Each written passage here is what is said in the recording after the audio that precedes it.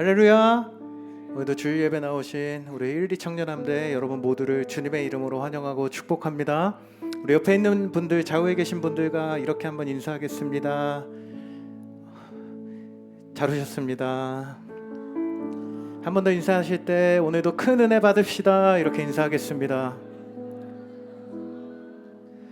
지난주에 우리 이청년함대 캄보디아 단기 선교를 하나님의 은혜 가운데 잘 다녀왔습니다. 오늘 그 단기 선교 잘 다녀오신 하나님께 우리 한번 감사의 박수 한번 올려드리겠습니다.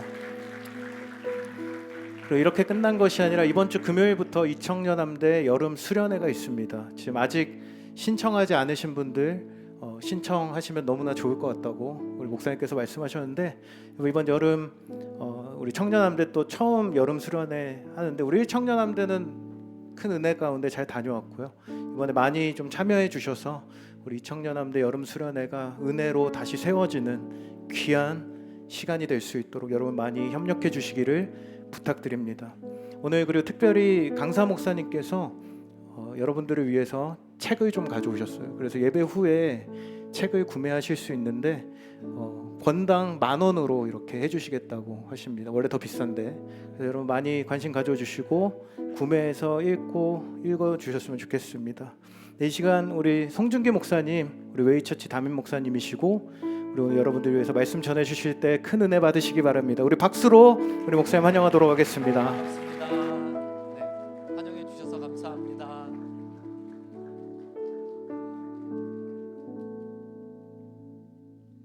오늘 말씀에 보니까요, 하나님께서, 그러니까 예수님께서 자기 자신에 대해서 한 구절 안에서 3번이나 말씀하고 계세요. 자기를 표현하고 있어요. 계속 나 그러고 있는데요. 성경책이 있고 필기구가 있고 혹은 그 핸드폰 앱에 쓰실 수 있는 분은 예수님의 나라는 표현에다가 밑줄이나 동그라미를 한번 그려보시겠어요? 또 내가 내게 이르노니 여기 하나 있고요. 너는 베드로라 내가 이 반석 위에, 거기 또 하나 있고요. 내가, 그리고 마지막 하나는 내 교회를 세우리니 여기서 나라는 표현이 한 번 더 등장하고 있어요. 이렇게 한 구절 안에서 예수님이, 그러니까 하나님이 자신을 향하여서 나 이렇게 하는 구절이 성경 전체에서 그렇게 많지가 않아요. 요거 주목할 만한 구절이고 특별한 구절이에요. 여러분 관계에서 친한 사람, 사랑하는 사람이 대화하다 말고 갑자기 내가 말이야, 내가 나 계속 자기 자신을 강조한다면은 그건 뭔가 평소보다 더 중요하게 할 말이 있다라는 뜻이겠죠. 우리는 지금 하나님의 말씀 앞에 모여 있어요. 하나님이신 분이 말씀이 육신으로 이 땅에 오신 게 예수님이에요. 그래서 우리가 이렇게 말할 수 있는데, 이 시간에 말씀 앞에 섰다는 것은 예수님 앞에 섰다라고 이야기할 수 있어요. 이 시간에 그냥 온 사람 없고 우연히 온 사람 없어요. 우리 다 주님의 부르심 가운데, 주님의 초대 가운데 이 자리에 기가 막히게 모여 있는 거예요. 나와 봤더니 예수님께서 우리에게 오늘 어떤 말씀을 주시냐면 나 이렇게 자기를 강조하는 말씀을 주고 계시는 거예요. 이게 바로 복음의 하나의 특징이에요. 복음을 만나게 되면요, 나라는 주장이 사라지면서 점점 하나님이 말씀하시는 나, 그러니까 우리 입장에서는 하나님 당신이 이렇게 관점이 나에게서 하나님께로 옮겨가는 특별한 현상을 경험하게 되는 거예요. 그게 예수님을 믿기 시작할 때 일어나는 일이고, 예수님이 누구신지에 대한 말씀, 복음 앞에 섰을 때 우리에게 일어나는 변화예요. 이 시간에 영상을 하나 급히 준비했어요. 아까 찬양하다가 떠올랐는데요. 집에 가서 제가 급히 떠올라서 준비만 했으니까 우주의 크기랄지 별들의 개수랄지 그런 걸 유튜브에서 한번 검색해 보시기를 바래요. 왜냐하면 저는 문과라서 별에 대해서 자세히 설명은 할 수는 없지만 창세기 1장 1절에 보니까 하나님이 누구신지에 대한 설명으로 시작하고 있는데 온 우주 만물의 창조주 하나님으로 시작하고 있어요. 예수님은 요한복음 1장과 골로새서 1장만 봐도 하나님 바로 그분이세요. 예수님은 태초부터 온 우주 만물을 창조하실 때 하나님과 함께 계셨던 바로 그분이세요. 그분이 성경에서 오늘 마태복음 16장의 이 내용에서 베드로를 부르시고 부르신 베드로를 믿음 훈련시키시고 베드로에게 신앙 고백을 이끌어내는 것까지를 책임져 주셨던 바로 그 하나님 예수 그리스도세요. 동일한 분이 우리들에게도 오늘 자기 자신을 계속 강조하고 계세요. 이렇게 예를 하나 들어볼게요. 누군가가 나에게 100만 원 달래요. 왜요? 100만 원만 줘봐. 내가 껌 한 통 줄게. 그러면 그거는 주면 안 되는 거죠. 근데 또 다른 사람이 나한테 얘기해요. 100만 원만 줘봐. 왜요? 껌 한 통 주시게요? 아니. 부천 소풍터미널 건물 소유주인데 그거 줄게. 너 오늘부터 건물주 되는 거야. 그거 왜 저한테 그러시는데요? 내가 어마무지막지한 부자인데 인천, 부천, 부평, 서울 내가 가진 건물이 28,000채야.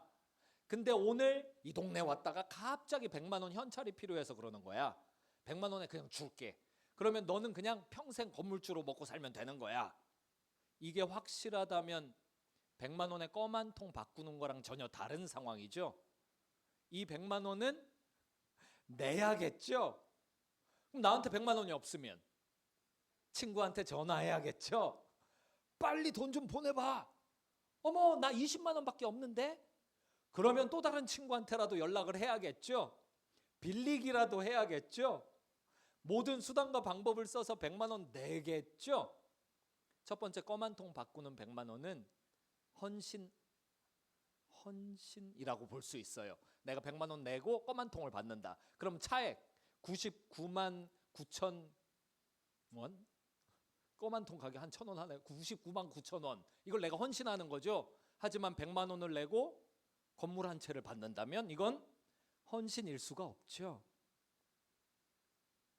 예수님을 만나게 되면 헌신이 필요 없어집니다. 예수님 만나게 되면 나보다 크신 분이 나에게 무슨 일을 했는지를 알게 되면 아무 헌신이 주님 앞에 필요 없어집니다. 마음과 뜻과 힘을 다해서 주님을 사랑해야 된다라는 노력 있잖아요. 노력 필요 없어집니다. 노력할 필요가 없어집니다. 내 최선을 다할 필요가 없어집니다. 그냥 너무 자연스럽게 창조주 하나님의 권능 아래 꽉 눌려서 사는 인생이 새로 시작됩니다. 헌신이 아니라 수지 맞는 장사 속으로 매일 들어가는 일이 시작됩니다. 저는 개인적으로요, 복음 앞에 계속 서게 되면서요, 모두가 선교사 되면 참 좋겠다 이런 생각을 합니다. 마태복음 24장에 보면요, 복음이 땅끝까지 전파가 되면 그제야 끝이 온다 그랬거든요. 예수님 재림한다라는 소리예요. 그 일에 우리가 초대를 받았고요. 복음 전하는 일, 예수 그리스도가 재림하는 일과 연결되어 있고요. 예수님 재림하시면 이제 이 게임이 끝나는 거예요. 이제 이 살아있는 이 모든 생이 끝나는 거예요. 우리가 창조 때부터 계획하신 하나님, 창조주 하나님의 결론 속으로 직접 걸어 들어가는 일을 실제로 목격하게 되는 세대가 되는 거예요. 그런 의미에서 이 일이 나보다 크고 나에게 주신 복음의 은혜가 내 인생보다 크고 심지어 이 나라 지구보다 크다라는 것을 계속 깨닫다 보니까요, 모두가 선교사 되면 너무 좋겠다 이런 생각을 간절히 하면서 지냅니다. 그러다가 소식을 들었어요. 여러분들이 지난주 어떻게 지내셨는지, 어떻게 복음의 일을 진행하셨는지, 그리고 앞으로 어떻게 복음의 일을 진행하실 건지 이 이야기를 들었어요. 그리고 너무 기뻤어요. 그래서 목사님께 여러분들 명단을 받았어요. 제가 솔직히 매일 기도할 작정으로 받았는데 2번밖에 기도 못했어요. 2번 파주에 있는 오산리 최자실 금식기도원에 올라가 가지고요, 여러분 얼굴은 매칭이 안 되지만 이름을 가지고요, 한 명씩 산꼭대기에 올라가서, 무덤 뒷산 올라가서 거기서 막 부르짖어 기도했어요. 하나님께서 우리 모두를 복음 앞에 세우실 뿐만 아니라 선교적인 삶으로 인도해 가실 줄 믿습니다.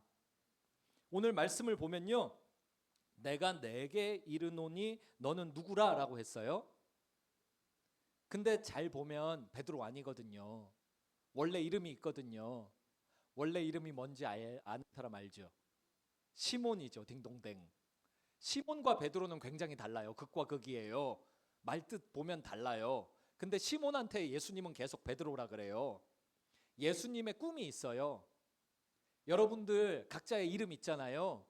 각자의 경험과 상처와 그리고 회개한 죄, 회개하지 않은 죄, 온갖 종류의 죄책감, 온갖 종류의 문제들, 과거 이런 거 있잖아요. 그게 내 이름에 들어있는 정체성이거든요. 근데 예수님이 그 이름으로 여러분 부르지 않으세요. 새 이름으로 불러요. 내가 주님 앞에 성령 충만하고 주님을 온전히 사랑하든 말든, 주님은 우리를 향해 꿈이 있고요, 주님은 우리를 향해 소망이 있어서요, 우리를 완전 다른 이름으로 불러요. 베드로와 같이 믿음의 반석 삼아서 교회를 이 한 명 한 명의 신앙을 토대로 해서 삼아서 위에 세우시고요, 민족을 주님께로, 열방을 주님께로 돌이키는 일에 주님의 무기로 쓸 인생들로 바라보면서요, 우리를 전혀 다른 이름으로 부르고 계세요. 그게 내 입장에서 아니라고 해도 주님께는 능력이 있어서 가능해요. 주님은 우리 각자를요, 다른 이름으로 부르세요. 그 중에 하나가 잘 알고 있는 교회예요. 그리고 성도 크리스찬이에요. 제가 목사잖아요. 누가 송중기 목사님 이렇게 부르면 아직도 어색해요. 목사 된 지 20년 넘었지만 그렇게 이름 들으면요, 내가 목사 맞나? 목사답지 못한데? 이런 생각이 들어요. 아까 도착하자마자 화장실 갔는데 그 남자 소변기가 없어서 보니까 여자 화장실이더라고요. 그래서 내가 목사 맞나 하고 이렇게 나왔어요. 근데 들어오는 어떤 자매랑 마주쳐서요, 아 제발 내가 누군지 몰랐으면 하고 나왔는데 앞에서 찬양인도 하시더라고요. 그래서 남자 화장실에 갔거든요. 그래서 소변기 앞에 섰는데 저도 모르게 큰 소리로 방구가 나오는 거예요. 그래서 옆 사람을 봤더니 옆 사람에 여기 계신 분들 중에 두 분이 서 계셨어요. 근데 애써서 모른 척 이렇게 하시는데 제발 내가 누군지 몰랐으면.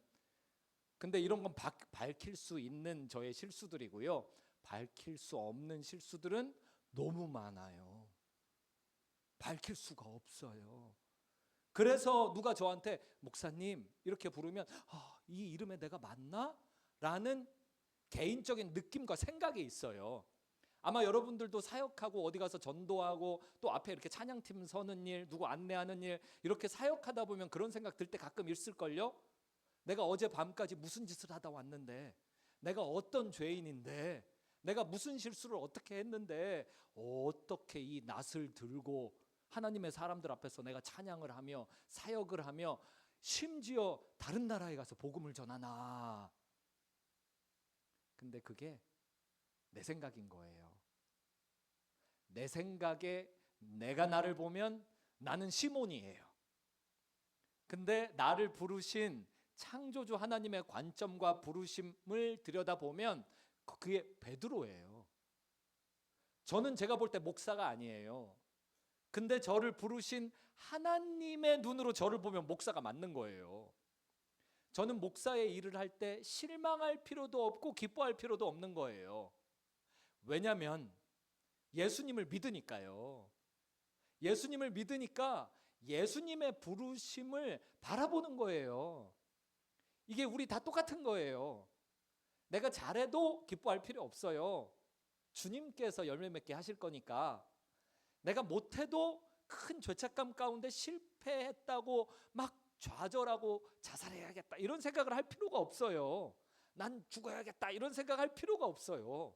왜냐하면 나를 대신해서 죽으신 분을 내가 믿으니까요. 오른손 들어봐요. 가슴에 손을 올려봐요. 따라해봐요. 나의 죄된 자는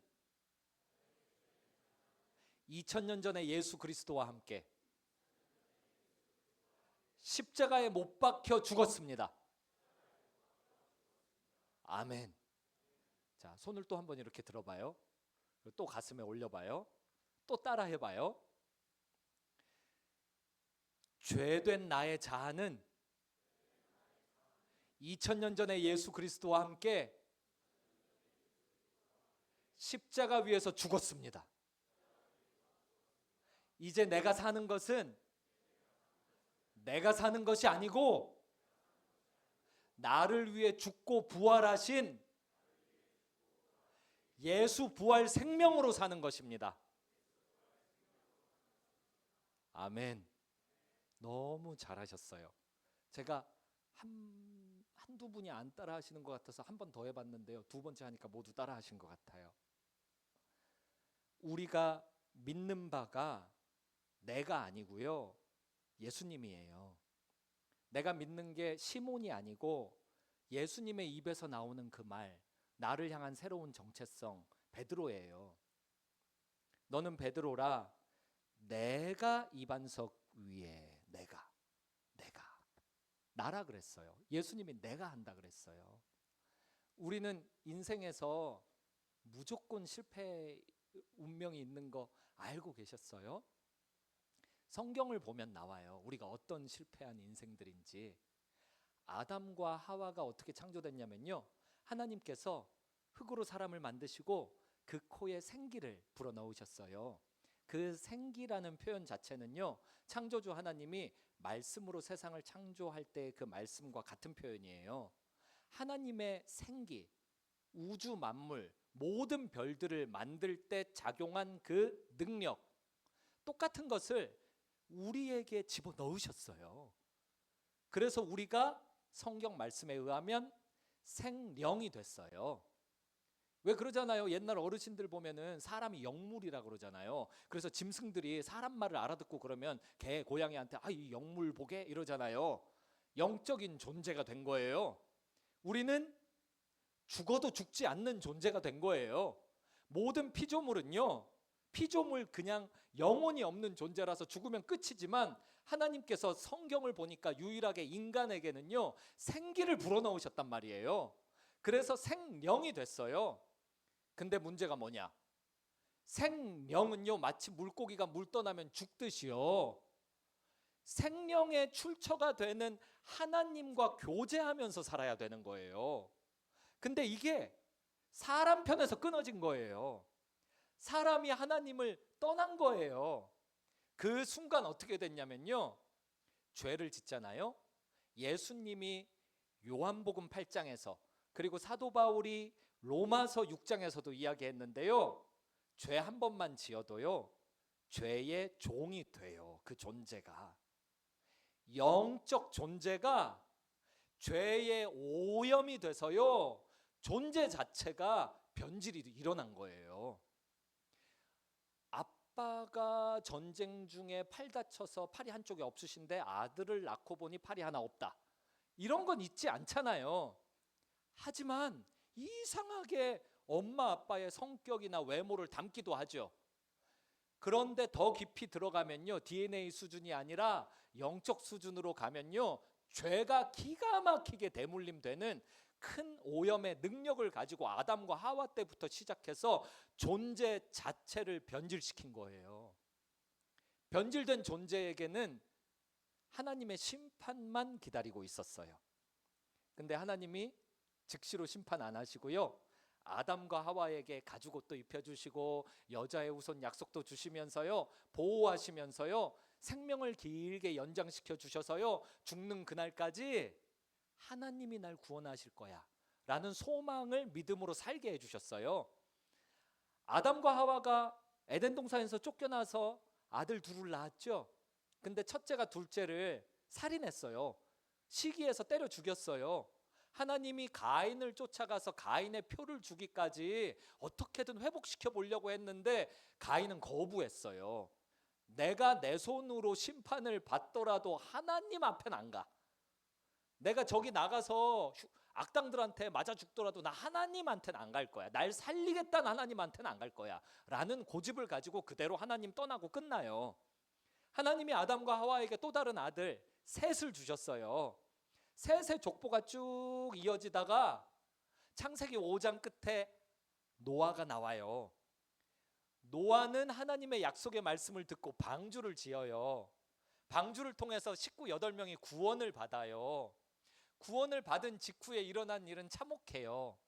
술 취해가지고 빨가벗고 니나노 하다가 잠들어 있는 것을 아들 중에 가나안의 아비 함이 와서 그 하체를 보고 어쩌고 저쩌고 이상한 내용이 진행이 돼요.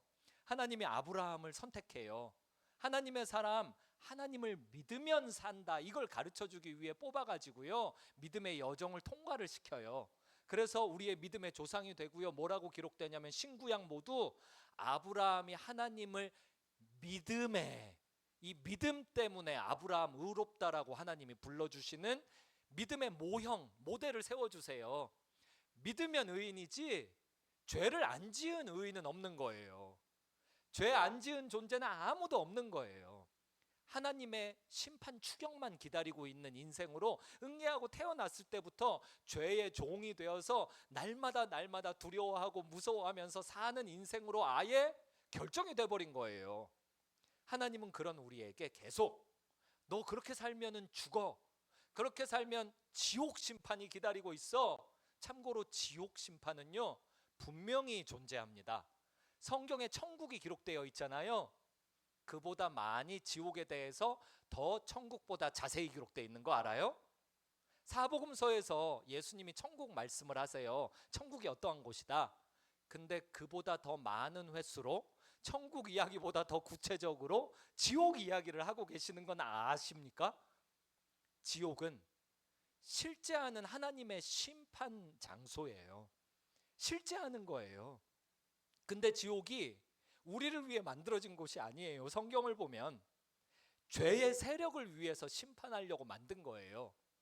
문제는 죄를 짓게 되면 죄의 종이 되어서 죄에게 평생 끌려다니다가요 죽어서 눈 뜨면 죄가 심판받는 지옥에서 눈뜨게 된 운명의 모든 인류가 처해진 거죠.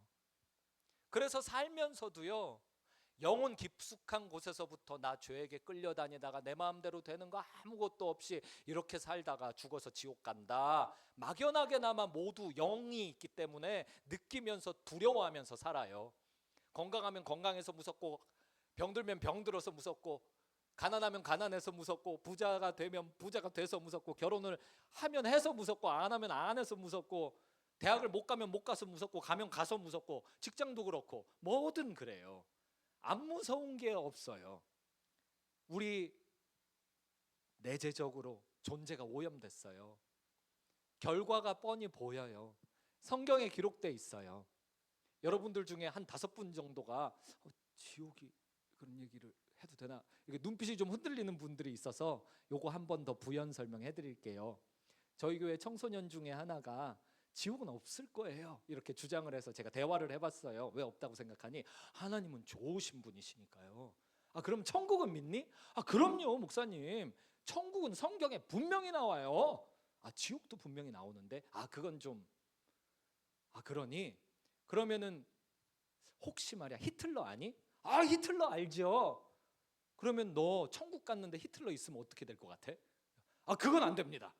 히틀러는 천국에 있을 수 없습니다. 아 그러니? 그러면 혹시 북한 김정은이 너 죽어서 천국 갔는데 천국에 같이 있으면 어떻게 될 것 같아? 그것만은 안 됩니다. 아니 아까 히틀러만 안 된다 그랬잖아. 김정은도 안 되는 거야? 그러면 저 살인 강간범 어떻게 된 뉴스에 나온 그 사람이 천국 갔더니 있다. 그럼 너 어떻게 생각할 것 같아? 아 그 사람만은 안 돼요. 벌써 세 사람이나 안 되네. 지옥 믿는 거죠. 벌써 아는 거예요. 악당은 천국에 있을 수 없다. 근데 우리끼리 도토리 키재기로 누구는 악당이고 누구는 악당 아니고 이 생각이 있잖아요. 성경에서 천국은요 하나님의 것이에요. 저희 집 제 명의로 등재되어 있거든요. 제가 여러분을 초대하지 않았는데 누가 저희 집 막 들어오려고 꽝꽝거리고 왜 여기 못 들어가게 해? 이러면 제가 경찰에 신고하죠. 천국 하나님의 집이에요. 여러분들은 하나님이 만드신 피조물이에요. 기능을 어떻게 하는지가 성경에 다 나와 있어요. 어떻게 하면 망하고 어떻게 하면 성공한다. 성경 매뉴얼이 인생 매뉴얼이자 영혼 매뉴얼이에요. 여기 나온 대로 아무도 살기를 싫어하는 거예요. 오염돼 있어서 그러는 거예요. 예레미야 선지자가 얘기해요. 만물보다 심히 부패한 것이 사람의 마음이라고요. 제가 닭을 파묻어서 진에 잡아본 적이 있거든요. 한 3, 40년 전에요. 시골 교회에서 그 잡아다 팔아갖고 수련회비 쓰려고요. 한 마리에 그게 10원씩 그걸 받았었어요. 이거 별로 중요한 게 아니에요. 어쨌든 파묻어서 일주일 뒤에 땅을 팠는데요. 진해를 많이 잡기는 했지만 닭은 국물밖에 없었어요. 형체가 없었어요. 냄새도 지독해. 닭 냄새가 아니에요. 전혀 다른 냄새예요. 썩으면 형체를 알 수 없어요. 만물보다 심히 부패한 게 사람의 마음이다. 이거 죄의 역사예요. 마음이 부패하면 내 마음이 뭔지 너도 모르고 나도 몰라요. 제가 얼마 전에 어떤 여학생이 저한테 그랬어요. 목사님, 저는 어떻게 해요? 저는 죽어 마땅해요. 그래서 왜? 할머니한테 욕했어요. 아니, 네가 학교에서도 친구들이 욕하면 욕하지 말라고 막 그러는 애가 할머니한테, 사랑하는 할머니한테 왜 욕했니? 제 마음을 저도 모르겠어요. 할머니 사랑해요 하려고 들어갔는데 엄마 아빠가 오늘도 없어 이러면서 할머니가 밥은 먹었니? 그래서 내가 밥 먹는 걸 할머니가 왜 이렇게 잔소리야? 그래서 아니, 그러니까 먹었는지 궁금해서 그렇지. 학교에서 무슨 일 있었니? 아무 말도 없었어요. 나 좀 내버려둬요 하고 문을 쾅 닫고 들어갔는데 마음속으로는 할머니 사랑해요. 엄마 아빠가 날 돌보지 않았지만 할머니는 나를 어려서부터 여기 대학 갈 때까지 돌봐주셔서 너무 고마워요. 할머니랑 나랑 둘이 이 집에 살기를 평생 살았는데 너무 고마워요. 근데 할머니가 문을 두들기면서 우리 손녀딸 무슨 일인데 그러니? 학교에서 어려운 일이 있었니? 누가 괴롭혔니? 그때였어요. 나도 모르게 학교에서도 안 하던 욕을 한 거예요. 할머니에게. 그래 놓고 죄책감이 들어서요. 내 마음을 내가 모르겠어요. 의도, 사랑 하는 말, 욕. 의도와 말이 맞지 않잖아요. 내 마음속엔 도대체 뭐가 있나요? 그게 죄가로 오염된 마음이에요. 성경에 나와요. 의인은 없나니 몇 명도 없다? 아멘. 아는 사람은 알죠. 따라하세요. 의인은 없나니 한 명도 없다. 요거 제가 하는 대로 따라해 보세요. 의인은 없나니 한 명도 없다. 잘했어요. 순종하시는 분들에게 이 말씀이 떠나지 않고 기억이 날 겁니다. 제가 송중기인데 잘생기면 뭐예요? 송중기가 오면 전 오징어가 될 텐데요. 제가 나름 제가 볼 때는 착하고 천국 갈 만한 인물인데 제가 뭘 잘하면 그 무슨 소용이에요? 옆에 하나님이 오시는 순간 저는 오징어 죄인이 될 텐데요. 천국은 하나님의 것. 하나님은 정의로운 심판하시는 분, 심판의 주인, 천국과 지옥의 열쇠를 가지고 계시는 분. 그분이 볼 때 그분의 기준과 그분의 법으로 천국과 지옥이 결정되는 거예요. 주님과의 교제가 끊어져 있으면 일단은 불행해. 뭘 해도 목마르고 뭘 해도 만족이 없고 뭘 해도 불행해요. 가장 최근에 제가 아는 어떤 아저씨는요. 인생이 너무 허하다. 그래서 뭐가 좋아? 목사님이 자전거 타네? 나도 자전거 타야지 하고 어느 날 자전거 타러 가자고 그래서 보니까 세상에 2,500만 원짜리 자전거를 사셨어요. 딱 한 번 타고 1년 내 한 번도 안 타셨어요. 그래 놓고 그 부대 부속들을 이거를 끼워 맞추는데 또 한 500만 원 더 쓰셨어요. 3천만 원을 쓴 거예요, 자전거에. 근데 자전거를 1년 내 한 번도 안 타시는 거예요. 딱 한 번 타고 한 번도 안 타시는 거예요. 그런데 너무 목말라. 그래서 그 다음에 한 일은 낚싯대 구입. 낚싯대가 무슨 700만 원짜리 처음 알았어요. 낚싯대가 왜 700만? 이거 뭘로 금으로 만들었나? 근데 목말라. 그 낚시를 하지 않아요. 목말라. 뭘 해도 목말라요. 마음이 썩어가지고요. 죄의 영향으로 썩어가지고요. 우리 지성 하나님이 누구신지 여호와를 알자, 힘써 알자라고 누가 외치면은 막 나가서 성경 읽고, 아, 이런 분이시구나, 아, 하나님 창조주 하나님이시구나, 나의 죄를 감당하기 위해 독생자를 아낌없이 주신 사랑의 화신 그 자체구나, 하나님은 사랑이시구나, 이런 걸 깨달아 마지 아니할 지성이요 오염을 일으켜서요 오직 하는 일은 어떻게 죄 지을까. 죄의 정도는 다 달라요. 누구는 살인죄, 누구는 미워하는 죄. 어떻게 이 죄를 잘 지을까? 어떻게 안 들키는 수준에서 나를 보호하면서도 죄를 짓기는 지을 수 있을까? 어떻게 하면 내가 지은 죄들을 무덤까지 가지고 갈 수 있을까? 어떻게 하면 혼자 죄 짓지 않고 함께 죄를 지음으로써 나의 죄책감을 덜어볼까? 어떻게 하면 하나님이 싫어하는 것을 내가 몰래 조금이라도 더 해볼 수가 있을까? 이거 연구하고 작전 짜는 지성으로 바뀌는 거예요.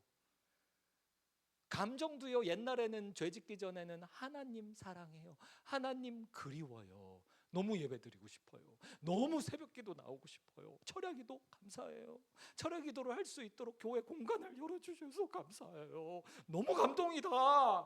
복음을 전하라고요? 제 생명 가지고 가세요. 복음을 전하는 이런 위대한 책무가 있다니요, 너무 짜릿해요 라는 감정이었어요. 근데 이 감정이 죄로 부패한 마음에 담기니까 변질돼서 오직 나를 사랑하는 감정으로 바뀐 거예요. 나를 사랑하는데 내가 누군지 마음이 오염되어 있어서 몰라. 모르는 나를 사랑하는데 최선을 다하는 감정으로 바뀐 거예요. 그래서 그렇게 많이 이혼하고 그렇게 많이 관계가 깨지는 거예요. 내가 나를 사랑해서 너를 사랑할 때 기쁨으로 너랑 관계를 맺고 결혼을 하려고 하는데, 네가 나를 내가 원하는 방식으로 사랑하지 않으므로 나는 나를 사랑해야 되니까 헤어져. 아, 결혼은 그런 것이 아닙니다. 사랑의 약속입니다. 그거는 하나님 생각이고요, 내가 가지고 있는 사랑의 정의는 달라요. 뭐라고 하지 말아요. 나를 사랑하는 감정으로 바뀌어서 모든 일을 나 중심으로 진행하는 거예요. 교회에서도요. 아니, 세상에 나가서는 아무도 나한테 좋아요도 안 눌러주고 그러는데 교회만 오면 우와, 저 멋진 사람들이 입구에서부터 기다렸어요, 내가 기도하면서 이쪽으로 오세요. 자리를 안내를 해줘. 내가 돈을 막 15,000원씩 내고 극장에 가도 나를 내 자리로 인도해 주는 사람이 없는데 여기는 뭐야? 사랑스럽다. 내가 너무 사랑스럽다. 인정받는다. 당신은 사랑받기 위해 태어난 사람, 그게 나.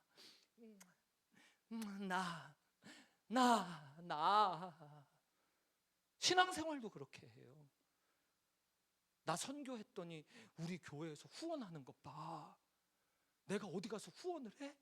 후원을 받아? 내가? 교회에선 받아. 내가 사랑받을 수 있잖아. 나 사랑. 공부 왜 해요? 공부 안 하면 잘못될까 봐. 그럼 잘못되면 뭐가 문제인데? 잘못되면 내가 나를 사랑하는데 용납이 안 되잖아요. 사랑하는 나의 모습은 이 정도 있어야 된다라고 내가 볼 때 그런데, 내 느낌에 그런데, 공부를 못하면 혹시 이게 추락하면 어떡해? 그럼 내가 인정을 할 수 없잖아.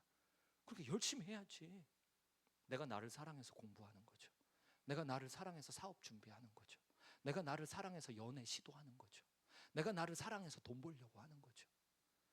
하나님을 사랑해서 이게 사라져버린 거예요. 이게 오염돼 버린 거예요. 의지는요, 의지, 내 다리가 아무리 끌어다가 아무리 쳐서 복종을 시켜서 새벽 기도에 갔다가 꿇어 앉혀놔도 말씀 끝난 다음에 목사님이 자 이제 기도하십시다 하면은 기도 다 많이 한 것 같아서 시계를 보니까 5초 지났네. 이런 의지, 새벽 기도 갈 의지가 없어요. 그러면서 자기 사랑을 가지고 자기 합리화를 해요. 그게 꼭 기도한다고 이루어질까요? 잠을 더 자야 이루어지지 않을까요? 성경에는 말이에요. 성경은 됐고요. 기도에 대해서 어떤 능력이 있는지 성경에서 말하냐면 됐다니까요. 제가 더 자고 싶은데 자고 싶은 저를 제가 사랑해요. 그래서 저의 사랑을 실현을 하려고 하는데요, 성경이 방해가 되니까 그 부분만 제가 좀 닫아 놓을게요. 의지 없어요. 하나님 사랑할 의지, 알려는 의지 다 파괴돼 있어요. 그러면서 적당히 사는 거죠. 교회는 적당히 이름을 가진 사람들이 더 많이 모이고요. 죄를 지어요. 처음엔 조금 지어요. 특히 모태신앙인들은 죄를 크게 안 지어요. 마음으로 조금 지어요. 근데 이게 반복이 되다 보면요, 남에게 안 들키는 수준에서 조금 지어요. 몰래 혼자 뒤로 호박씨 까듯이. 모태신앙인들은 그걸 잘해요. 그 화끈하게 죄 짓다가 화끈하게 변화된 사람들은요, 화끈하게 헌신하다가 어느 날 화끈하게 죄 짓고 떠나거든요. 제가 홍대에서 사역해봐서 알아요. 화끈하게 회심한 사람들은 화끈하게 직장이고 뭐고 다 때려쳐버리고 홍대로 이사를 그냥 와버려요. 와서 하루 종일 그냥 굶더라도 홍대 복음 전하러 다니고 그랬어요. 청년들이. 그렇게 한 2달 지내다가 갑자기 어느 날 연락이 안 돼서 보니까 동거를 시작했어요. 홍대에서 전도하다가 눈이 맞아가지고 불신자랑 동거를 시작해서요, 막 아이가 생기지를 않나, 별 일들이 다 있어요. 그러다가 또 몇 년 뒤에 또 뜨겁게 돌아왔다가 뜨겁게 떠났다가. 근데 모태신앙인들은 안 그래요. 모태신앙인들은 뜨겁게 죄 짓지 않고 미적지근하게 죄를 지어요. 유지해요. 계속 잔잔하게 쭉 해요. 근데 이게 반복되면요, 하나님 앞에 큰 죄나 작은 죄나 모두 죄거든요.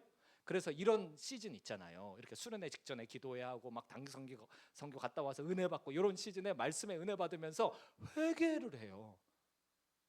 하나님, 내가 죄인입니다. 의인은 없나니 하나도 없는데 내가 그거 잊고 살았습니다. 주의 보혈로 덮으사 나의 죄책감을 씻어주시고, 주님 새로운 부활 생명으로 나를 완전 백지 새롭게 하옵소서. 그러면 주님께서 회개의 영을 막 부어주시고요, 성령으로 역사하시고요, 성경에 기록된 약속의 말씀에 의해서 예수님을 믿음으로 그렇게 회개하는 사람에게요, 다시 죄 용서의 은혜와 성령 충만을 부어주십니다. 일단 아멘? 아멘. 그러면요, 어떤 상태가 되냐면요, 은혜 받고 너무 기쁘잖아요. 정말 막 오늘 내가 순교할 수 있을 것 같아요. 그게 모태신앙인들 그래요. 와, 이래서 내가 신앙생활했구나. 야, 교회의 맛은 이 맛이지. 형용할 수 없는 그 기쁨과 만족이 있잖아요. 그래서 이제 집에 가잖아요. 집에 들어가는 길에 죄가 다시 시작되는 거예요. 죄를 짓기까지 오래 걸렸거든요. 그동안 역치가 계속 증가해서요, 죄의 맛이 별로 안 느껴져요. 근데 이게 회개하게 되면요, 싹 사라져가지고요, 새 것이 되어가지고, 고린도후서 5장 17절처럼요 새 것 돼가지고요, 죄를 한 번도 안 지어본 사람의 마음 상태가 되는 거예요.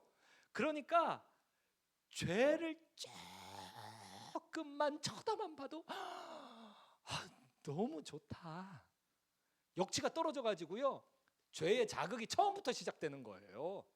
그러면 이걸 회개를 했으니까, 회개를 지속하려면 어떻게 해야 되냐면요, 그 자리에서 조금 전에 했던 것처럼 죄된 나의 자아는 2000년 전에 예수 그리스도와 함께 십자가에 못 박혀 죽었습니다. 믿음으로, 말과 마음으로 이거 신앙 고백하면 되거든요. 그리고 지금 내가 사는 건 내가 사는 게 아니고 예수 그리스도, 나를 위해 죽고 사신 예수 그리스도의 생명으로 삽니다. 이거 믿음으로 선언하면 되거든요. 그러면은 죄의 유혹이 들어왔다가 주기도문 마지막 부분처럼요, 그게 악으로 빠지는 데까지 넘어가지 않고 그냥 물러나거든요. 마귀의 일을 멸하기 위해 예수님 오셨다라고 써 있잖아요. 예수님은 그 유혹과 악에 빠지는 일로부터 우리를 완벽히 지키셔서 신비에 쓰여진 율법의 말씀으로 의인으로 칭함받는 데 적합하게 만들어 놓으시려고 오신 거예요. 우리가 죄를 안 지으려고 애쓰는 게 아니고, 죄를 이기신 주님을 의지했을 때 저절로 주님과 함께 동역하고 동행할 수 있는 상태로 주님이 만들려고 오신 거예요.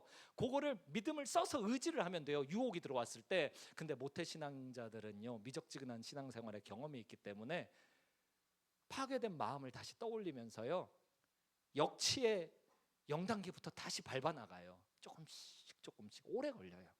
은혜 받은 뒤부터 오래 걸려요. 몇 달 또는 1년, 2년 걸려서 어디까지 가냐면 더 이상 죄의 맛이 느껴지지 않는, 양심에 거의 화인 맞은 수준까지 와요. 그러면 기가 막혀요. 주님 포기하지 않고 꼭 수련회든 뭐 무슨 사역이든 뭘 만드셔가지고요, 다 불러가지고 다시 은혜를 막 쏟아 부어 주시면 회개를 안 하고 못 견뎌요. 그럼 회개를 또 해요. 믿음이 생겨요. 그러면 너무 좋아요. 그렇지, 이게 바로 예수님 믿는 거지. 그리고 돌아가는 길에 똑같이 새로 시작하는 거예요. 그리고 또 몇 년 걸려가지고 또 회개하고, 그리고 또 조금씩 또 죄짓고, 이걸 햄스터 쳇바퀴 돌듯이 죽는 그날까지 이렇게 살다가 가는 거죠. 교회는 그런 사람들이 모여 있는 거고요. 다 그런 건 아니에요. 한 8, 90%? 제가 8, 90%라고 얘기하는 건 통계예요. 통계. 교회에서 제자화 되기까지의 사람이 10%밖에 안 돼요. 교회 주일 예배 출석자 중에. 이러면서 살다가 죽잖아요. 천국은 갈 것 같거든요. 예수님을 믿으니까, 예수님 의지하니까. 문제는 세계 선교를 어떻게 끝장내요? 이제 이 쳇바퀴 안에서 이게 빠져나가야 되거든요. 여기 은혜를 받았을 때 있잖아요. 은혜 딱 받았을 때 회개합니다 했을 때, 새 것 됐을 때 이 새 판에다가 뭘 써 나가야 되냐면 약속의 말씀들을 써 나가야 되거든요. 창세기 1장 1절부터 새로 시작해야 되거든요. 그리고 기도 생활을 새로 시작해야 되거든요. 한 번도 상처받지 않았고 한 번도 죄 지어본 적이 없는 사람 마냥, 예수님 오늘 처음 믿은 사람처럼 처음부터 다시 신앙생활 시작해서 어디로 가야 되냐면, 회개는요 돌이키는 것과 같은 말이잖아요. 예수 그리스도 손 잡고 세계 선교의 완성까지 주님 가시는 곳에 내 몸이 거기 가 있어야 되는 거예요. 예수님은 나보다 커요. 내가 볼 땐 내가 커요. 회개하면 예수님이 커요. 이 믿음은요 중요한 거예요. 공기 중요해요. 그래서 호흡을 안 멈추고 죽는 그날까지 하잖아요. 밥 중요해요. 그래서 매일 먹잖아요. 심장 중요해요. 그래서 죽는 그날까지 매일 뛰잖아요. 예수님을 믿는 믿음은 밥보다 공기보다 심장보다 중요해요. 지속해야 돼요. 그거 한 번만 믿으면 된다, 누가 그래요? 그거는 하나님을 낮게 보는 거고 예수님을 나보다 작게 보는 거예요. 하나님은 크신 분이에요. 두려운 분이에요. 그분이 독생자를 그렇게 찢어 죽이셨어요. 내 죄 감당시켜서 나 살리려고 그러신 거예요. 사도행전 4장 12절, 그 길 외에는 다른 구원을 만들 길이 하나님께 없었어요. 그 딱 하나의 길, 우리 구원하는 길, 예수 죽이시는 길, 우리의 죄의 과를 거기 다 얹으시는 길. 그래서 심판을 해버리는 길, 심판을 했기 때문에 이걸 믿으면 예수와 함께 죽은 것으로 하나님께서 인정하는 법, 로마서 8장 1절, 생명의 성령의 법을 만드신 거예요. 그 법에 해당하려면 믿고 회개하는 일을 심장이 뛰듯, 밥을 매일 먹듯, 항상 호흡하듯 반복해야 되는 거예요. 이게 믿음의 내용과 방법이에요. 예수님을 믿는다. 예수님이 날 위해 죽고 사셨고 내가 그것을 매일 지속해서 회개와 믿음으로 주님 세계 선교 완성하는 그날까지 간다. 이게 예수님을 믿는 일의 핵심이에요. 하나님이 여러분들을 부르셨습니다. 부르실 때 그냥 고쳐 쓰려고 부른 거 아니에요. 죽이려고 부른 거예요. 그래서 부활시키려고 부른 거예요. 그래서 새 출발하게 하려고 부른 거예요. 오늘은 이 여름 시즌 끝날 무렵에 이제 입추가 지났잖아요. 하반기를 바라보며 새로 시작하기 최고의 날입니다. 오늘이에요. 사랑과 믿음은 성경책을 읽어보면 동의어예요. 사랑과 믿음은 온전한 거예요. 내가 예수님을 믿는다, 그것은 온전해야 되는 거예요. 내가 예수님을 믿는다는 예수님을 사랑한다랑 동의어예요. 예를 들어 드릴게요. 성경에는 신랑 신부 비유가 나오죠. 예수 신랑, 교회 신부. 자, 신랑이 신부에게 얘기합니다. 나는 자기가 너무 사랑스러워. 신부가 얘기합니다. 여보, 고마워요. 나 그러면 선물 하나만. 무슨 선물이든지 얘기해봐. 내가 그동안 자기만 사랑했잖아. 내가 자기만 사랑하기를, 내가 벌써 나이가 청년부 20살이야. 내가 20년 모태신앙 20년 동안 자기만 사랑했잖아. 그러니까 딱 하루만 홍대 클럽 가서 다른 남자랑 하룻밤만 보내고 올게. 그랬더니 신랑이 이야기합니다. 다녀와. 말이 안 되잖아요. 만약 신랑 허락 뭐 이런 거 없이, 허락도 안 해줄 뿐만 아니라 그런 거 없이 만약에 몰래 다른 남자랑 하룻밤 자고 나타났다. 근데 걸렸다. 그러면 20년이 아니라 200년을 신랑만 사랑했어도 그 하루의 거짓말 때문에 그동안 사랑해온 모든 것이 무너지는 거잖아요. 믿음은 그런 거예요. 한 번 안 믿잖아요. 이 한 번 안 믿는 것이 그동안 잘 믿어왔던 것들을 다 무너뜨리는 거예요. 예수님 믿으세요. 복음 전해본 분들은 아실 거예요. 그게 나한테 일어난 가장 큰 기적이라는 것을. 내가 어떻게 예수님 믿었지? 이게 참 신기하다 느껴보실 거예요. 예수님 믿는 일은 불신자가 해야 되는 새로운 일이 아니라 내가 오늘도 해야 되는 과거부터 해왔던 잘 아는 일인 거예요. 회개하고 예수님 믿어야 되는 거예요. 그게 뭐냐면요, 내가 이 반석 위에 내 교회를 세우리니에서 반석인 거예요. 재밌는 사실, 반석 그거 예수님이 만드십니다. 회개와 믿음 지속하는 거 있잖아요. 예수님이 만드세요. 이거 믿어야 돼요. 예수님 나 매일 회개하고 매일 믿을 수 있게 도와주세요. 이렇게 믿음으로 오늘 같이 기도했으면 좋겠어요. 믿음의 반석 위에 교회를 세우는데 이 교회 앞에 예수님이 자기를 또 강조하죠. 누구의 교회? 내 교회라고 했어요. 내 거. 여러분들이 교회로 부름받았어요. 여러분들은 모여서도 교회이지만 흩어져서도 교회예요. 건물은 교회의 한 표현일 뿐이에요. 이런 시스템, 뭐 청년부의 그 시스템 있잖아요. 그룹 모임 시스템 있잖아요. 그게 교회의 한 형태일 뿐이지 전부는 아니에요. 모여 있을 때도 교회이고 흩어졌을 때도 교회인데요.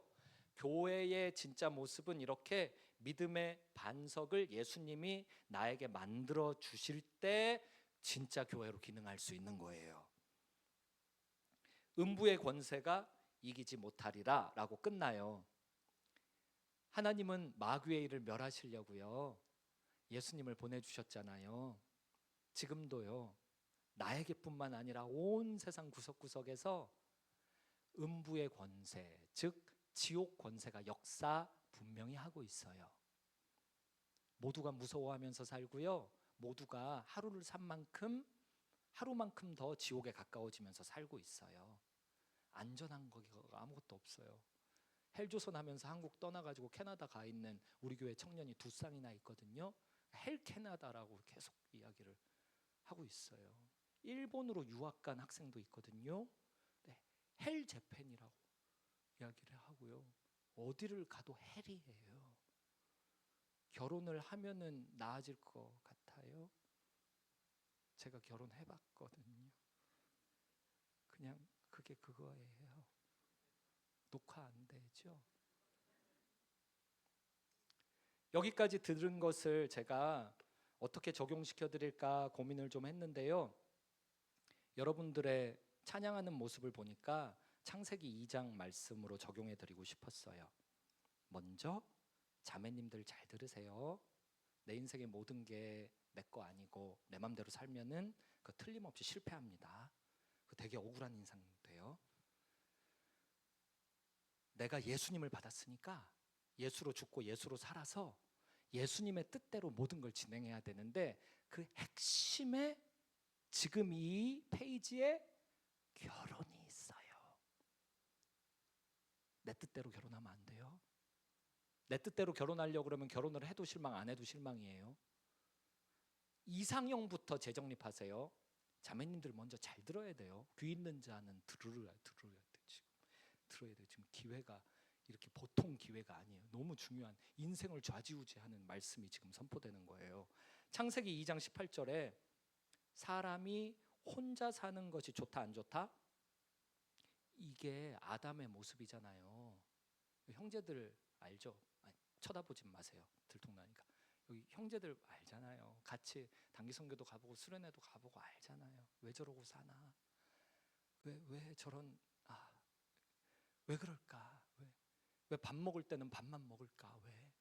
왜 잠잘 때는 잠만 잘까? 왜 축구할 때는 저렇게 축구만 할까? 왜 온 몸에서 향수를 왜 뿌려가지고 향수 냄새랑 군대 냄새가 같이 날까? 왜? 꼭 저 옷이어야 할까? 꼭 저 헤어스타일이어야 할까? 라이프 스타일이 이게 뭘까? 우리 교회에서만큼은 내 신랑감이 왜 없을까? 이런 거 있잖아요. 그게 내 이상형이 있고 내 자아가 살아있다라는 거예요. 성경 어디에서 그런 게 있어요? 완벽한 남자를 만나거든 아담이다 그런 거 없어요. 여호와 하나님이 이르시되 사람이 혼자, 여기서 사람 남자거든요. 남자 혼자 사는 것이 좋아요 안 좋아요? 대답하세요 자매님들. 좋아요 안 좋아요? 아멘. 그래서 어떤 형제를 보고 인상이 막 찌푸러지고 저 진짜 저 인생 어떡하냐, 저 누가 돕냐, 저 인생 천생연분입니다. 혼자 사는 게 좋지 않다라는 것이 자꾸만 눈에 밟히는 형제. 생각하기도 싫어. 혹시라도 저 형제가 나한테 대시하면 나는 신천지로 옮겨버릴 거야. 자아를 부인하세요. 자기를 부인하고 예수님을 따라야지 나의 이 오염된 마음을 가지고 예수님을 왜 따릅니까? 말씀에 나오잖아요. 혼자 사는 게 안 좋아요. 저 결혼하기 직전까지 사람들이 저 스님인 줄 알았어요. 삭발하고 다녀가지고요. 삭발하고 다니는 이유가 저한테는 확실했거든요. 근데 자매들이 볼 때는 그게 안 좋았죠. 저는 시간을 아끼겠다 그거였죠. 세수할 때 머리를 같이 감겠다. 나는 지금 시간을 아껴야 된다. 그리고 옷을 주워 입었어요. 저 옷 살 시간이 어딨냐. 그래가지고 배바지를 입고 다니고요. 허리띠는 제가 졸업한 대학교의 황금 버클 이렇게 큰 거, 그걸로 허리띠 하고 다니고요. 여름에는요 긴 바지 몇 개를 똑같은 걸 사가지고요 가위로 무릎 아래를 잘라가지고요 똑같이 검은 바지, 그리고 양말에다가 구두 신고 다녔어요. 그래서 형제들은 지금 봐봐요. 뭐가 문제야? 이렇게 하고 있는데 자매들 이렇게 하잖아요. 혼자 사는 게 좋지 않아요. 그럼 지금은요 아내가 헤어스타일 바꾸고요, 아내가 옷 다 사고요, 정말 머리끝에서 발끝까지 뭐 하나 제 마음대로 할 수 있는 게 없어요. 저는 그냥 뭐 왜 사는지 거기까지만 하겠습니다. 혼자 사는 게 안 좋아요. 15절 보세요. 경작하며 지키게 하시고 그랬잖아요. 이게 여러분들이 꿈꾸고 기도해야 될 교회 오빠 이상형이에요. 경작하게 하소서, 지키게 하소서, 경작하고 지키는 남자 꼭 만나게 하소서, 순적하게 결혼이 진행되게 하소서. 그렇게 하세요. 믿음으로 하세요. 결혼을 내 최선으로 하는 거 아니에요. 믿음으로 하는 거예요. 근데 믿음의 근거는 다른 사람의 성공 스토리가 아니고 성경인 거예요. 성경에 나와 있는 이 남자를 나한테 반드시 주시기를 믿음으로 구하세요. 제가 진짜 비결을 알려드릴게요. 여기 이런 비결까지 얘기해야 되나? 교회 권사님들은 전 세계적인 네트워크 연결망이 있는 거 아세요? 교회 권사님들 네트워크 타잖아요. 전 세계 모든 남자 다 연결됩니다. 근데 권사님 눈에 띄려면 어떻게 해야 되냐면요, 새벽 기도에 나와서 맨 앞에서 억울한 표정으로 울며 두 손 들고 부르짖어 기도하셔야 돼요. 자매님들 잘 들으세요. 그 권사님이 아무나 중매 서주고 그러는 거 아니에요. 그리고 결혼은 반드시 중매 결혼하세요. 연애 결혼은 제가 볼 때 이건 아닌 것 같아요. 제 연애 결혼 한다는 청년들 중에 맨날 울고 막 맨날 기도 부탁하고 이거 목회를 할 수가 없어요. 자, 남의 교회에 왔으니까 얘기인데 솔직히 얘기하는데요, 진짜 연애 결혼 반대하게 됐습니다. 저도 연애 결혼했지만 진짜 반대예요. 중매 결혼하세요. 중매는요 새벽 기도를 하루도 빠짐없이 결혼하는 그날까지 나오세요. 결혼은 믿음으로 하는 거예요. 믿음은 기도로 표현되는 거예요. 그리고 꼭 큰 소리로 우세요. 두 손을 들고요. 권사님들이 힘을 합쳐서 권사회 모일 때마다 그 새벽마다 와서 우는 그 아가씨 자매 누구지? 그 청년부 누구? 그러면서 그게 합심 기도로 번져요. 이 기도의 불길이 강산을 덮고요. 네트워크 연결망을 타고 유럽이며 아메리카 대륙이며 전 세계로 퍼져서요. 딱 맞는 배필이 연결이 기가 막히게 돼요. 제가 경험한 적 있어요. 저 청년 여기 얘기하면 너무 길어져요. 16절 보면요. 동산 각종 나무의 열매는 내가 임의로 먹되 선악을 알게 하는 나무의 열매는 먹지 말라. 내가 먹는 날에 반드시 죽으리라 그랬잖아요. 나보다 먼저 들은 약속의 말씀이 있는 남자를 달라고 기도하세요. 부르짖어 기도하세요. 울며 기도하세요. 아담이 하와한테 복음 전한 거지 하와가 아담한테 복음 전한 거 아니에요. 그런데도 저는 이 고난의 길을 가겠음. 제발 좀 그러지 마세요. 왜 좋은 길 놔두고 왜 어렵게 가려고 합니까? 그러면요 우리 교회 형제 숫자랑 자매 숫자랑 그 통계가 결혼에 왜 통합니까? 결혼은 1대1 100%예요. 통계에 대해서 다시 통계학 개론부터 다시 한번 보세요. 내가 결혼을 한다. 근데 내가 뭐 여러 명의 남자랑 결혼해서 매월 남자를 바꿔서 뭐 그럴 거예요? 1대1이잖아요. 100%예요. 한 명에 한 명. 근데 이 한 명은 나에게 최선으로 나에게 결혼을 명령하신 하나님께서 인도해 주실 것을 약속의 말씀으로 붙들고 믿음으로 기도할 때 하나님이 진행하시는 일이죠. 그걸 진행하셔야 돼요. 나보다 먼저 선악을 알게 하는 나무의 열매 먹으면 반드시 죽는다. 이거 복음 아닙니까? 어떻게 해야 사는지, 어떻게 하면 죽는지를 이걸 말씀으로 들었잖아요. 그거를 전달받는 오빠가 진짜 교회 오빠죠. 어려운 길 가지 마세요. 축원합니다. 믿음으로 선포하면서. 그러면 저는 이미 늦은 것 같아요. 저는 벌써 불신자 남자 같이 지금 연애 결혼 얘기하고 있는데요. 아이고 그런 것까지 어떻게 하죠? 그러면 금식하세요. 네. 그럼 너무 종교적인 걸로 가니까 금식하세요는 잊어버리세요. 그 남자가 결혼하기 전까지 약속의 말씀을 받아서 복음에 물들 수 있도록 기도하세요. 그러면 그런 케이스가 있다면 나도 불신자 한번 만나보겠습니다. 시작은 하지 마세요. 이미 시작된 분들은 그거 갖고 기도하세요. 예수 믿게 해달라고요. 제가 지금 하나만 더 알려드릴게요. 23절로 25절 보세요. 23절 22절 취하신 그 갈빗대로 여자를 만드시고 그를 아담에게로 이끌어 오시니 남자 잠재웠잖아요. 자매님들 기도할 때 주무시는 남자를 달라고 기도하세요. 성적으로 깨어있지 않도록. 여기 써 있는 게 어떤 거냐면 하나님 아버지가 신부 하와를 만들어 가지고 데리고 가요. 아담은 잠들어 있는 거예요. 그걸 깨우는 것은 맥락상 저 신학 전공 성경 전공자잖아요. 맥락상은 여자가 하는 겁니다. 근데 둘이 옷을 안 입고 있어요. 하와가 먼저 남자의 알몸을 봅니다. 남자는 하와의 알몸을 나중에 봅니다. 이걸요 정확하게 여기에 관련된 서적들과 논문들도 있는데요. 여자가 남자를 깨워야 돼요. 성적으로요. 근데 남자들 요즘 남자들은요 초등학생 때 이미 여자가 아닌 온갖 것들이 남자의 성을 다 깨워놨어요. 통계적으로 100%. 이게 저 때만 해도요 60%였거든요. 지금 100%예요.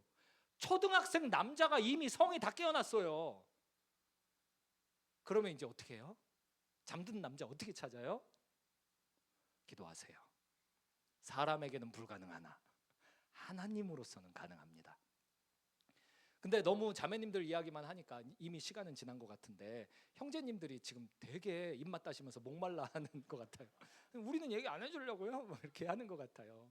복음 앞에 섰고 예수님을 믿고 회개하는 일을 지속하다 보면은 나는 작아지고 하나님이 커져요. 하나님이 나나나 하는 것을 복종하게 되죠. 자기를 부인하게 되죠. 그러면 인생의 모든 일들이 이런 식으로 주님의 기준에 맞춰서 진행될 수밖에 없는 거예요. 근데 형제님들이 너무 목말라 하시고 아쉬워하시니까는 앞에 얘기한 것만 기준으로 말씀드리자면요. 절대 어떤 자매를 달라고 기도 좀 하지 마세요. 안 돼요, 안 돼. 제가 많이 케이스를 많이 봤어요. 뭐 예쁜 자매를 주소서. 그래서 결혼하겠다고 진짜 예쁘죠 그랬는데 제 눈엔 하나도 안 예뻐요. 나는 부자 자매 만나서 그거 이렇게 셔터만 올렸다 내렸다 할 겁니다. 이게 나의 확실한 기도 제목이 그렇게 막 뻔뻔하게 기도하던 형제가요. 정말 가난하고 부모님이 헤어졌는데 막 빚이 양쪽으로 다 자식에게 연결되어 있어서 그걸 평생 갚아도 다 못 갚게 생긴 그런 빚진 자매를 만나가지고 너무 부자래 자매가. 형제가 기도했던 거랑 안 맞아요. 이게 그런 케이스를 제가 보기를 100%입니다.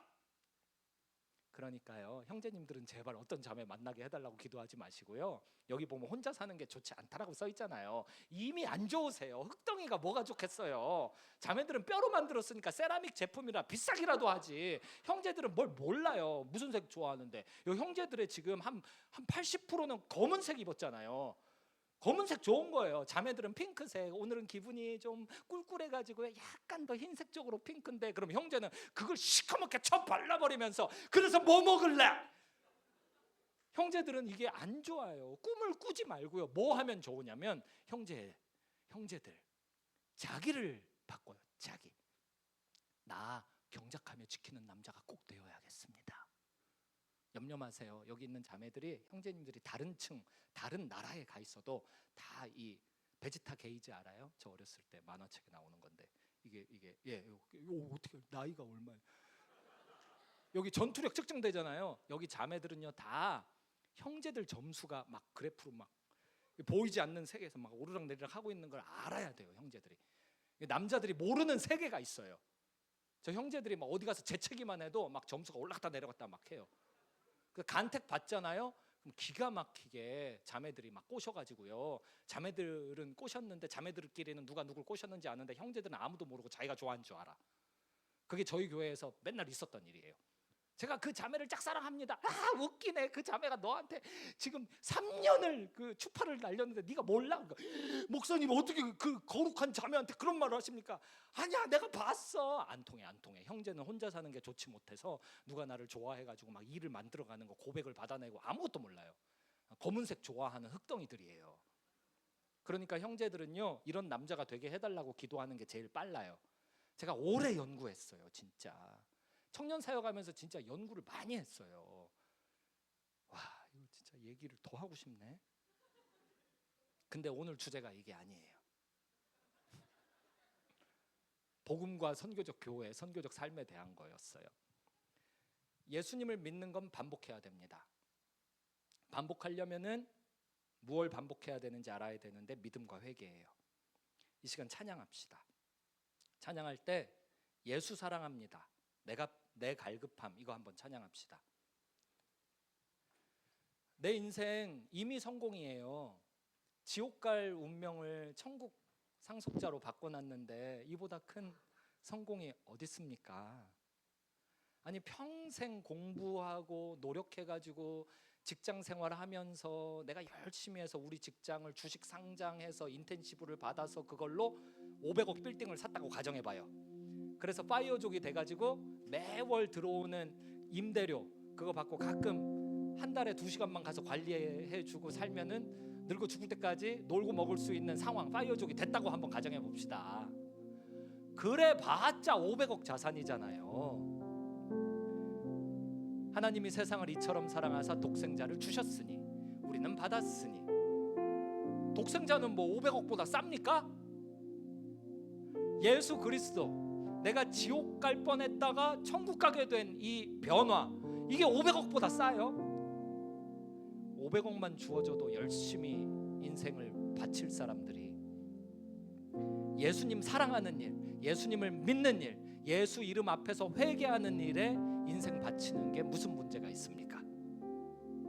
마음을 새롭게 하면서요 기도로 들어가기 전에 이 찬양합시다. 예수 사랑합니다.